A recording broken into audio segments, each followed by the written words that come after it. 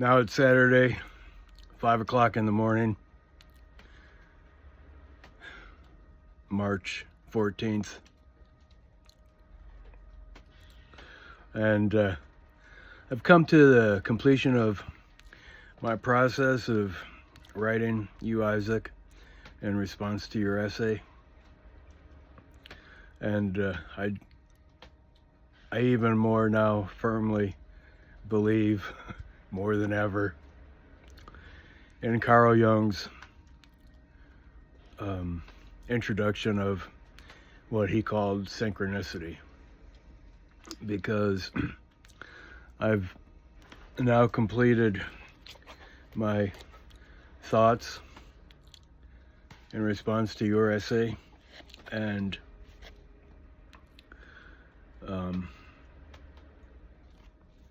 that is after the first two that I put on YouTube and sent you in books like this.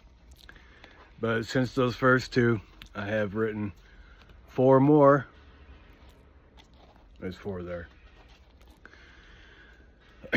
And that equals 6 altogether. Synchronistically, God worked 6 days, and we have 6 work days. And God rested on the 7th. And now I have come to rest in the completion of my work,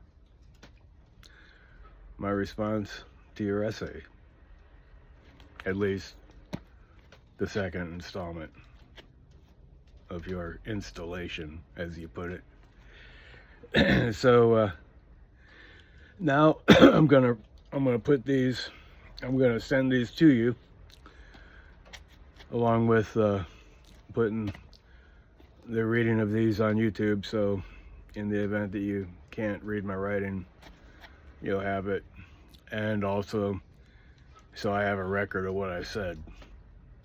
But also, in addition to that synchronicity, there is one more synchronicity, okay? Because I was multitasking. I had a parallel process going, all right? And that comes out of my spiritual life in a more artistic manner. So, as I was writing, I also made this flat.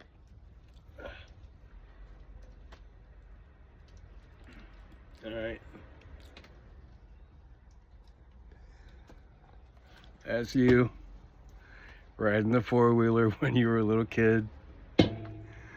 And I made that in the process of my writing, and then also in the process of my writing I had to put Sally down because she was old, feeble, arthritic, and blind. And I knew it was time. After waiting, I kind of felt it was time when I put Boomer down after he broke his leg. But I couldn't bring Sally with. For one thing, she wouldn't fit in the truck with Boomer. And it just wasn't really time. But in that short span of time, it became apparent that I had to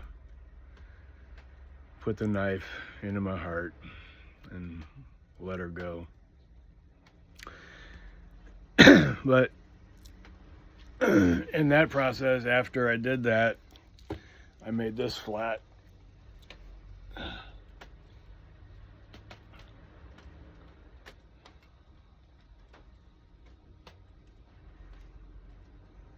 Right.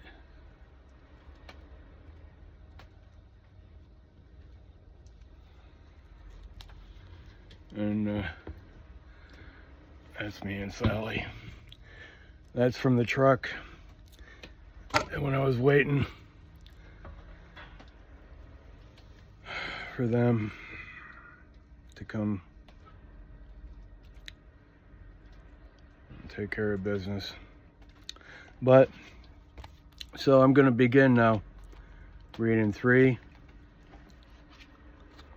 then I'll read 4, then I'll read 5, and then I'll read 6. And I have the notes that I took in your, when I was reading your essay for the last time.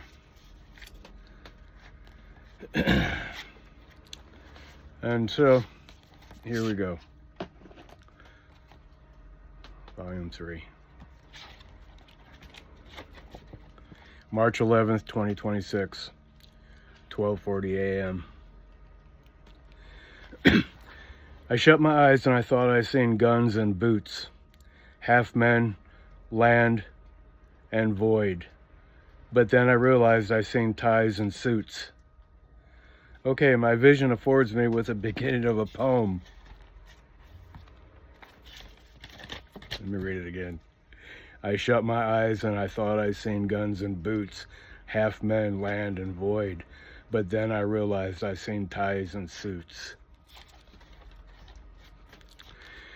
It came very naturally, and I have to make my half-baked vision clear, but I won't do it without first reading your article again, because it is a heavy read, like the Vietnam terrain when carpet bombed.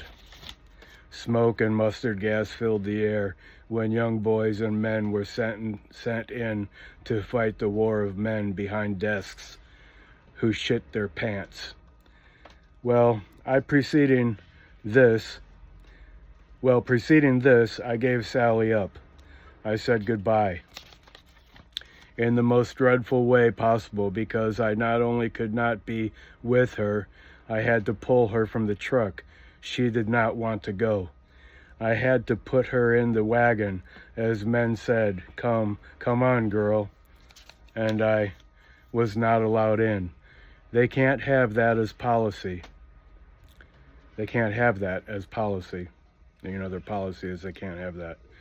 The place must be sterile like the White House, clinical like the morgue. The absurdity to me, it asks me to express in some way a meaning. Somehow, a line of poetry or prose buried too deep in my heart to drudge up. All I wanted to do was go into the darkness together with her, to be put to sleep with her, to die by her side. But instead, I am forced to carry on, like it says in Reef's song, Consideration, which I told you about in my last letter of reply. Guttural reply to you, highly intellectual essay regarding Rizzo absurdity. And the meta-ril, perhaps distinguished from material by a letter. Meta-ril has an A in it, and material has an E in it. By a letter. Perhaps the one letter that makes it change. I don't know. That was in the back of my mind, under the water like a man in a swamp, waiting to jump out and cut my throat. As I, a 17-year-old boy, sent to navigate a terrain I don't know, depend on my unsharpened, frightened senses, while all the time words and thoughts racing in my head about what it's gonna be like to die. Time goes on, however, and we become hardened to the lie, hardened to the cold reality, haunted by time past, and we accept the hype that somehow we matter, or We don't matter at all when in the jungle we fall in our boots and die. Well, I'm going to work my way through your essay again and try to absorb more like I did on a plane one time when flying from Wisconsin to Indiana to see my dad. I may have been about 10. I was alone. A flight attendant walked me to the gate, just like how I walked Sally to the gate or to my truck. I didn't know what I was up for, and neither did Sally girl. I was sad, leaving my mom, but I was in the good hands of people I never met. But they were nice to me. When on that flight, I was looking at the clouds slightly below us. I say us, but there was no us in us. I was alone with strangers for a crew. I talked to nobody, not really, but I did wonder in my own mind, perhaps like Sally girl, baby girl did. Did she wonder where I was, what happened, and I hoped it didn't take too long. I wanted someone to lie to me and tell me she was never caged. God damn, don't ever tell me they put her in a cage. And here now again I weep and sob, relentless tears born from unending pain, as I say, damn you, you miserable God. You hide your face from me even when I die. Just let me be. Well, as a boy above those clouds, those ethereal and material clouds, I thought somehow it was heaven, except there were no angels or people, but maybe they were invisible. Were they? Well, that question was never answered. God never spoke to me, and I dare not ask a person. But I did tell my dad, and my dad brought up the subject with my grandparents, who would mark a line on the wall to see how much I had grown. I told them, yeah, I think I saw part of heaven, but recently I heard REM's song, Losing My Religion, and the words delineated in my mind, underscoring in my heart, seem as real to me as those white floating clouds in the blue sky that looked like you could walk on them when I was a child, about 10, all alone in a strange place I'd never been before. I think I thought I saw you try. That's from the REM song. Now as the train is coming, the locomotive that killed Commander Worf, Mickey, and Nicky, and I hear the ground bouncing, the steel squealing, and the whistle blowing, the same sound and sight and feel my dogs got when, without self-regard, they involve themselves in a meaningless cause to their own peril. As the train is mounting its attacks, I hear playing in my mind Bob Dylan's Red River Shore. I know I've been here before 1,000 nights ago. This is where I belong. What kind of language does he use? They don't talk like this anymore. Except Dylan asks what I assert. Now that I've poked a hole in my heart, like opening the valve, feeding the whistle so it can blow from the steam engine, driving an old outdated train. My dad and I used to sing that song together. He taught it to me. Dinah, won't you blow? Dinah, won't you blow?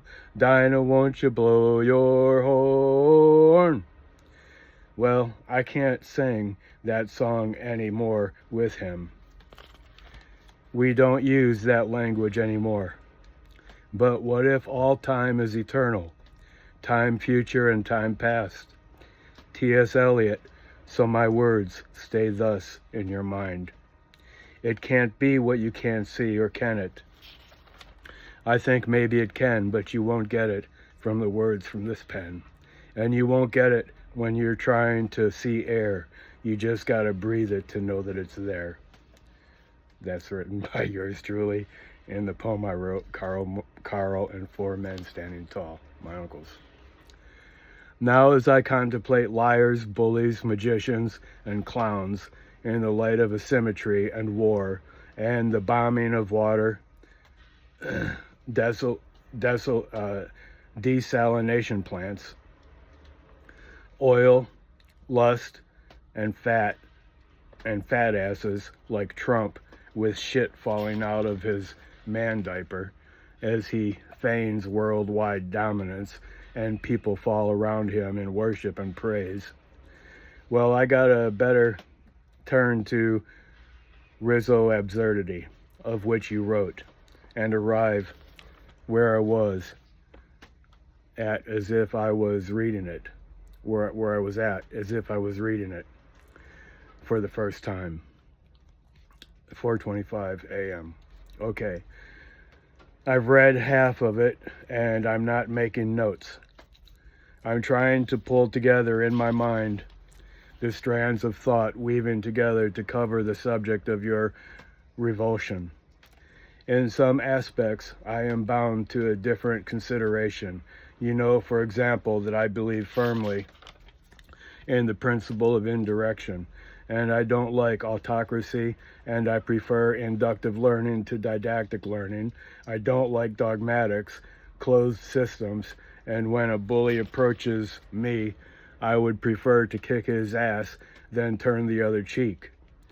I would no more want a proud fake woman dressed in the attire and makeup like a Fox News host than I would a pig who had just come in from wallowing in her own mind and shit in my bed, or in her own mud and shit in my bed. I wouldn't want a pig like that in my bed. So in the tendernesses of my mind, what you might call parasitic, I might call symbiotic. But I don't want to cool off the fire of your vehement rage, otherwise it might not be worth a shit. I rage myself. When it comes to sentience, see that means a lot to me. I remember when I first learned the word sentient was used to describe animals that or who also have emotions and feel not only physical pain but feel emotional pain. If we strip humanity's ego and language, cerebral cortex development, and all the things that separate us from the primordialness of pure nature, also considering that animals also do bad things like steal, kill the weak, and have hierarchical structures that are less than Christian or loving. Still, my point is that while AI can taste and hear and see and smell because sensors can do all that, and because AI can aggregate and debate and make jokes even, that being said, AI cannot replace or assume the human condition. Like Dylan says in License to Kill, man has created his doom, and that is something that requires a reckoning. In my book, a reckoning in my book. But as in your preface, only a poet could legislate that. Anyway, there is something in sentience that AI doesn't have, and I am not sure what it is, but I know it's there. Now, I wanted to make note of one small technicality. You said language is one with God because it cannot achieve what it intends to mean. I would assert that language is not one with God. The text in John's Gospel does not support that. What it supports is the God-man, the light of the world. The mediator, Son of Man, Son of God, in him was life, and we killed him. I don't know how much you read about John's Gospel, but in school they separate John from what they call the Synoptic Gospels, Matthew, Mark, and Luke, which are chronological in nature, as opposed to John's, which is a topical narrative. It revolves around 7, the number of completeness. 7 days of creation, 7 miracles, 7 I am statements. Number 1, I am the bread of life. Number 2, I am the light of the world. Number 3, I am the door. Number 4, I am the resurrection. Number 5, I am the good shepherd. Number 6, I am the way, the truth, and the life. Number 7, I am the true vine. And then when you say in God as cyborg, God is the Word, and the Word is God, is a paradox. That statement is not a paradox. It is the same thing. But look, John sets his gospel up like the Hebrew book of beginnings, Genesis. He plays in a poetic fashion on the story of creation like this, like that. It's not literal, it's poetic, as you contend only poetry is worthy to legislate. That which is not cyborg, that which belongs to God and the man-God condition. If you see a paradox in the fact that language cannot overcome the darkness, go to the monastery and become a monk like Leonard Cohen and study from the heart in silence and prayer, as opposed to from the mind in the intellectual debate over every jot and tittle, as Jesus called it, rebuking the Pharisees. Cohen wrote, "You want it darker," the song "You Want It Darker." I get the impression that you also are using a literary device in which you argue from a point of view, not necessarily your own, to disprove it on the basis of deduction. I say that because I believe I read you confess an argument from the premise of the absurd and argue it and conclude its statements of the ridiculous in order to disprove their argument. Kind of like what it means to set up a straw man, something just to blow holes in, saying the opposite of what you mean to mean what you say. Just remember, everybody does not think at your level. They cannot hold opposites together for analysis, comparative studies, or synthesis, and unless you're a scientist trying to disprove your own work, you're not going to exercise such rigor. So a statement like, "Thus, God is half alive and half dead because languages is a preposterous and non-academics would perhaps be misdirected, and you carry the liability of being misunderstood by the masses on Substack. When you say any belief system that posits an afterlife is merely a theory, and I underline merely, a theory of language veiled through metaphor, etc., and then a returning back to your talk on the signifier and the signified, that very concept of signifier and signified is a metaphor of a metaphor. I believe, and then in quotation marks, merely, could be taken personally by most believers as if to mean faith is nothing much, and to relegate it and denigrate it to a theory of language nobody understands anyway, because in actuality their faith / belief posited, and I put because in actuality and then in parentheses, their faith / belief posited, parenthesis, doesn't even mean what it says. It's beyond real somewhere in between. Somebody less sympathetic than me is going to tell you you're spouting out a bunch of bullshit. And then you'll recite T.S. Eliot's line, "'Twas not what I meant at all. 'Twas not what I meant at all." I have to get another notebook. I'm not really set up for typing, but I will put it on my channel for my own recall of what I say, and nobody looks at my channel, and if they did, I would not allow a triangle interruption to our one-on-one conversation anyway. Love, Dad. That concludes Volume 3.